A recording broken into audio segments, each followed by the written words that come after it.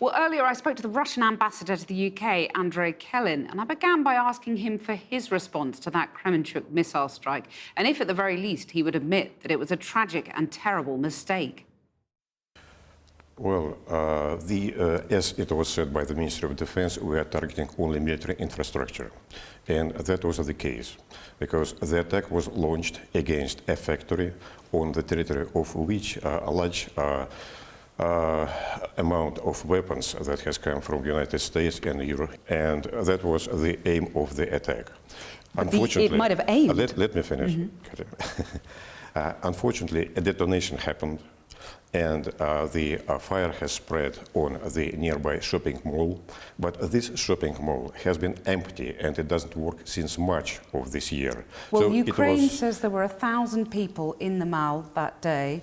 That isn't consistent with what you're saying, yes. Plus fragments of missile in the shopping mall itself. Katie, if you like, I can show you photos, because no single person was in the mall during the safety operation. No cars were parked over there, and only just a few men were in front of it, which shows factory. The photos has been taken from a top and inside, so there was no crowd in it. But there were casualties, there were deaths, you know that. Some people, probably, those who were in the area at the moment. Yes, it's a tragic event. Unfortunately, collateral damage happens. Do you believe the information that is coming from your government? Absolutely. Because it has been verified by bloggers, and we have many sources that are confirming what is happening over there. Last time we sat here, you said, and I quote, you were 100% sure an invasion wouldn't happen. And then 6 days later, it did. Were you lying to me? Were you lying to the British people? Or were you ignorant of what was really going on? Yeah. Katie, of course I did expect this question from you. My answer is, I have said in February what I know, what I used to know. Anything else. And all our people were saying the same thing.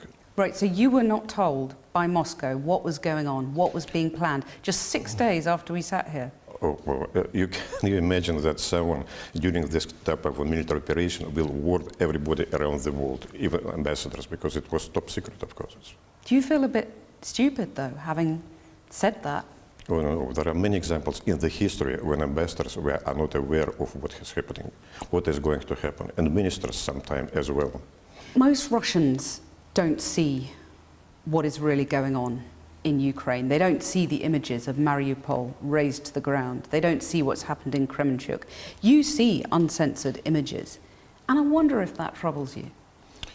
Russians are very well aware of what is happening in Ukraine, believe me.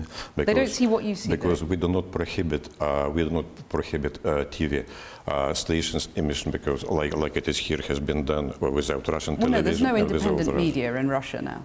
Oh, come on, we are living in the ages of internet. So. Are you troubled by what you see on your screens of Mariupol, the destruction there, of what you've seen coming out of Kremenchuk? Destruction of Mariupol happened mainly because artillery strikes by Ukrainians, but be sure that we already started reconstruction of Mariupol. It will be by our own forces and by our own. We have a governmental commission, and Mariupol will be reconstructed within 3 years. Are you scared of Putin? Are you what? Are you scared of Putin? Me? No. Why? Why should I be scared of Putin? I understand what he's doing, because the situation was extremely difficult, and we have had no other choice but to do this. The other justification that your president used for the invasion, the special military operation as he put it, was to halt NATO's eastward expansion. And yet now Sweden and Finland are applying to join. The alliance meets today, more united than ever, with countries increasing their defence spending. So if that was one of his justifications, which he said it was, it's spectacularly backfired, hasn't it? We did expect it, that Finland and Sweden for many years will be part of NATO, and we do not feel that any threat is coming from Finland or from Sweden. But we have our problem with Ukraine, and this is a very serious problem. We do not have a problem with Finland, believe me, either with Sweden. If you're not fearful of NATO's strength, if you're not worried about that, you must be worried about the terrible losses that you, Russia, are sustaining, both in terms of personnel and economic losses too. Do you know how many Russian soldiers have died now?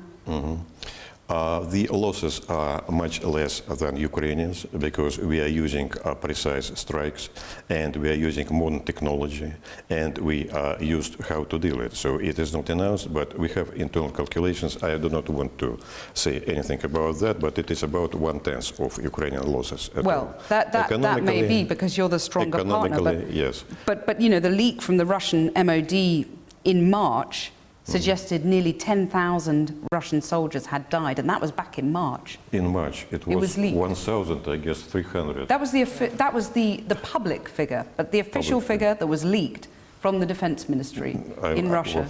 I do not comment unofficial leaks by someone. Do you worry about where this all ends?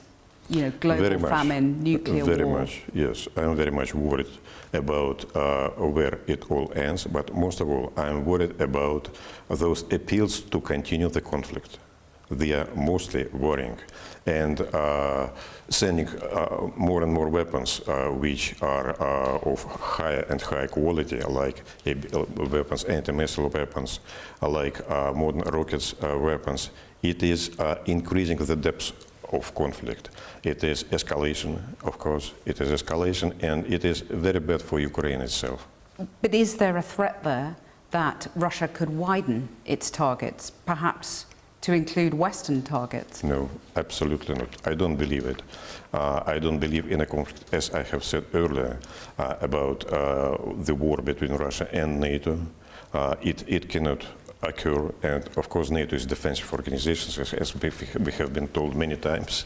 It is, has been created for defense, and I hope that it will not happen, provided there will be no provocation. You've given me this interview exactly 2 weeks after Russia banned me and 28 other UK journalists from entering the country.